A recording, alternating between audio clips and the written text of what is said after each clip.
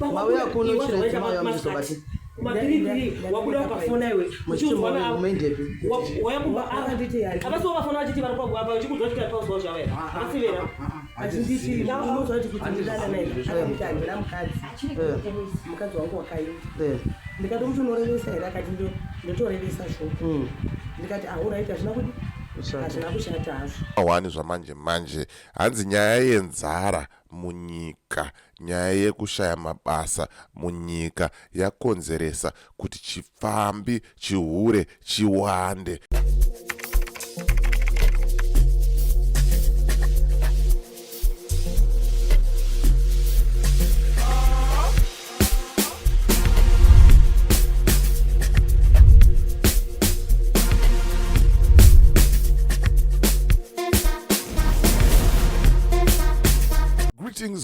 Greetings and more greetings to you good people. My name is DJ Oli and welcome to 0.5 Creative Studios. Chitubu che content, chitubu chisingapwe, chitubu chinonwane munhu wese, chitubu chakavhenekwa chikaongororwa nana mazvikokota kunzi aiwaka. Chitubu ichi chine content iri healthy, content iri clean, content yakachena, yakakodzera kunge chikonsumwa nemunhu akati unge iwewe. Ndosaka pana pamzora nasi. So if it's your first time here, please hit the subscribe button and the notification bell so that you don't miss out on any exciting content uploaded. Kana wagara uri mugaro wepanapa dango kutenda nekuita sei nekurumidza kubhadhara rendi. Thank you very much for supporting 0.5 Creative Studios. Right,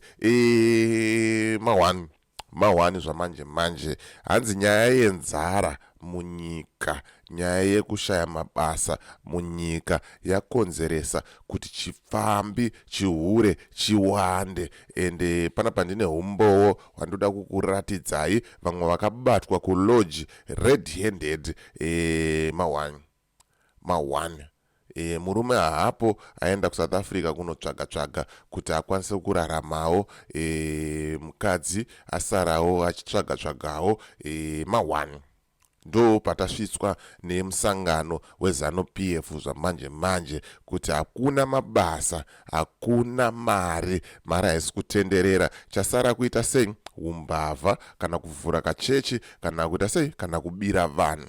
Ndo nyaya ndikufamba nayo zvamanje. Saka ndati ndikuratidzai video iri mozvionerawo mega kuti but zviri necessary here ukabata munhu ende unozviitirei kumhanyira kuda kurekodha video. Zvine basa rei uri kuona, because kurekodha video hazvirevi kuti vanhu ava vachamira, vachangoramba vachipfuurira futi vachipfuurira mberi. But let me know what you think in comment section kuti unofungei nezvazvo kuti ukabata munhu wako iwewe achichita unomurekodha video, unomurekodherei. Kumangwana kana mazodzokerana muchazoita sei video rairi riripo painternet. Uri kuona ameno ini ndo mafungiro angu, ameno tiyo unofungawo sei. So make sure you leave a comment in comment section wotaura mafungiro ako, wotaura maonero ako handika. But ndisandapinda munyaya yangu iyi semazuva ese ndikuti kana une business raunaro rauda kushambadzirwa ndibate namba dzangu ndo dzidzi dziri pascreen handitika toita sei toshambadza bhizimusi rako. Kana une nyaya yaunayo yauda kuti ndifambira handitika ndibate futi pasame number ipapo toita sei tofambira nyaya yako handitika. Right, ngatisakanganwai gwenzi ranetsa zvamanje, gwenzi riri kutora mari zvamanje, gwenzi rekuti unofanira kugara unaro mumba zvamanje.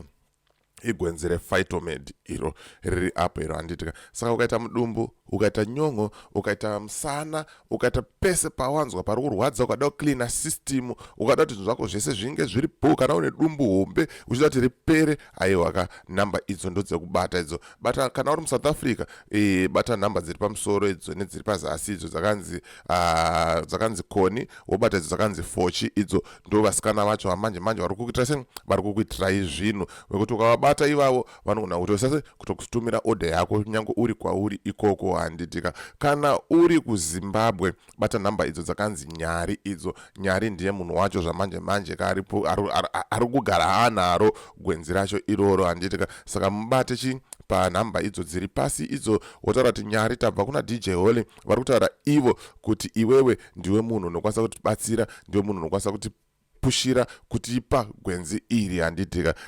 Ndo munhu wacho, ndo vanhu vacho iva vari kutoita zvinhu zvamanje handitika. Right, tapedza nyaya yegwenzi, ngatimbopindai munyaya dzemari. Nyaya dzemari toone kuti vanhu ngavarongeke sezvandogara ndichitaura panapa kuti munhu ngaarongeke handitika vhura bank account FNB bank account handitika chinongodiwa chete passport yako nepermit. Ukangoita passport yako nepermit chete wobata Michael namba idzo dziri pascreen idzo wotaura kuti Michael ndabva nekuna DJ Ole anotaura kuti iwewe ndiwe unokwanisa kundivhurira chi bank account rangu anotokuvhurira same time handitika ende Michael munhu andashanda naye kwenguva refu ende munhu akatendeseka munhu anovimbika zvekutoti handisati ndambonzwa complain kana one handitika ende tiri panyaya idzodzo dzekurongeka tikutaura kuti vanhu kana une bhizimusi rauri kuita ngariwanike register company handitika yako kana uri muSouth Africa. So bata Owen panamba idzo dziri kubuda pascreen idzo 2 minutes namba idzo dziri kubuda pascreen omutaura kuti Owen ndabva nekuna DJ Ole ati ndiwe unokwanisa kundiregistera company yangu, ndiwe unokwanisa kuti zvinhu zvangu zviite zviende kumberi zviitika handitika anokubatsira woregister company yako zvinhu zvako zvoita zvinhu zvako zvoendeka handitika nekuti munhu unofanira kuita bhizimusi rakaita rakarongeka ende Owen futi munhu wekuti ndagara ndinomuziva ende munhu andagara ndinaye for a long time saka munhu handisana munzwa complain munhu akatendeseka munhu akavimbika handitika saka bata Owen panamba idzo dziri kubuda apo pascreen apo handitika womutaurira kuti ndozvetiripo riri kuda kuitika handitika right. Rikatipinda muvidhio redu tizvionere kuti chii chaimhonyasoitika mozvionerawo mega. Sorry zvenyu dzimwe nzvimbo ndadzivharavhara nenyaya yekuti tikazobudisa zvinhu zvakadaro panapa hazvibvumirwa handitika but kune vari kuWhatsApp group redu vidhio iri ticharikanda imomo mota mozvionera mega kuti mashura api ende zviri necessary here zvanga zvakubvunzwa nevanhu ava. Right, rega tinzwe vidhio taofa. Phone yako hivi. Phone yako hivi. Phone iri kudira hapo hivi. Uri ndi murumo utaura icho pai. Imo baby. Aiwa, iwa udi ni kumshaka chako.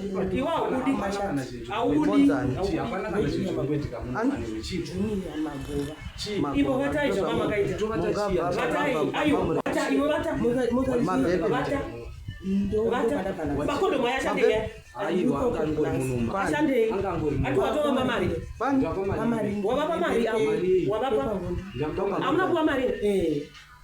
Kuna mchira mawea kuno chira chima ya msobati Matiriri wakuda pakufona iwe muchimwana umendepi wayakuba akanditi yari abaso bafona achiti barapagwa apa chikudzotika pauso chawe asivera achinditi ndinozo kuti ndidana naye akamutanga namukadzi mukadzi wangu wakayo ndikati mtu unorevesa here akati ndotorevesa sho ndikati uraita zvina kuti hazvina kushata hazvo asi mamu simukadzi womunhu aiwa ndiri muri mukadzi womunhu muri monyurevi uri kusauri kupi kwati saka izvo zvimogara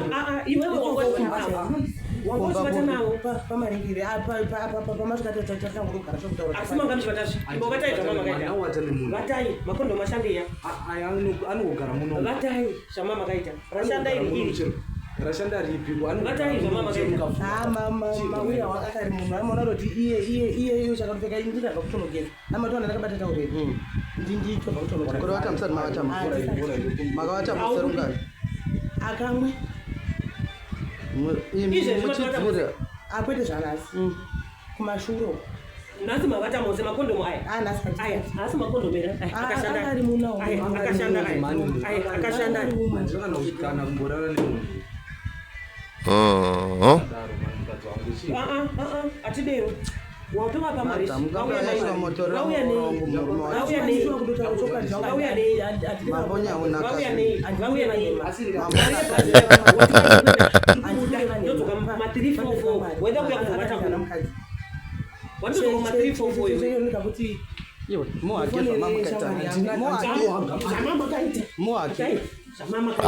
zvinobatsirei zvese zviri necessary here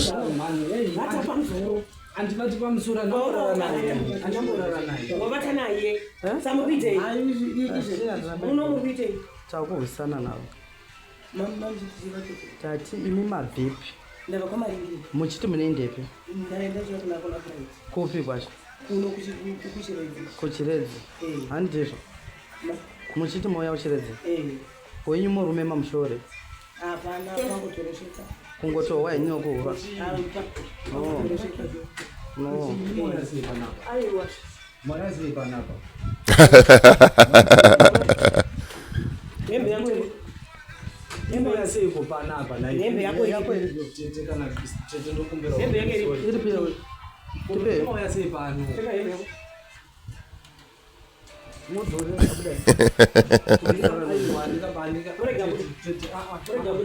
Andikabudi panapa ndobuda pano kana mukasara mukata zvamunoita atimbomurovi ini ndikutorawo zvakanaka ndiani kuti tine zvaunokanda muchana imbodesiva zvavo sheshe chorori munokotaura navo saka ima muna murume ndatenda kuti ndinai saka uyo munomudi muine murume wenyu uyo munomudi muine murume wenyu kubva kwamarire ashoshoka pakangodorosveka ini akandi hana mukadzi kubva gorapera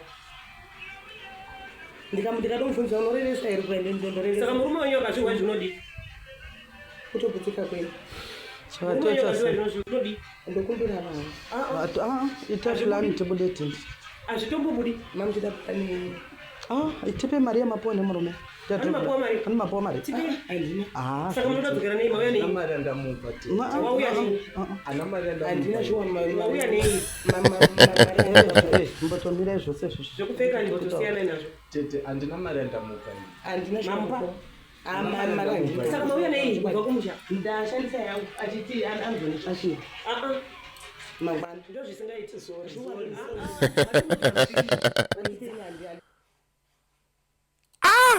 amawani but zviri necessary here izvi siya comment section wotaurawo mafungiro ako wotaurawo maonero ako kuti munozoonawo sei nyaya iyi munoionawo sei nyaya yakadai so handitika so ndonyanga tikufamba nayo yandayoti ndikuratidzei ndikuonesei kuti ndo patasvika apa senyika zvinhu zvaoma kusvika to this extent hanzi mari haana yandipa ati ndishandise yangu ozondipa kana ndadzokera handitika ukuwo mukadzi ataura kuti ndipei mari yamapiwa mawani chaiwo handitika so as for me DJ Oli and the rest of the crew behind the scenes kuti it's bye for now ngatisangane muvidhio rinotera and thank you for watching and thank you for supporting make sure kuti wabaya subscribe button kuti zvamanje tinge tinosvika pa 50,000 subscribers handitika tichiramba tichifamba nebasa handitika so bye for now.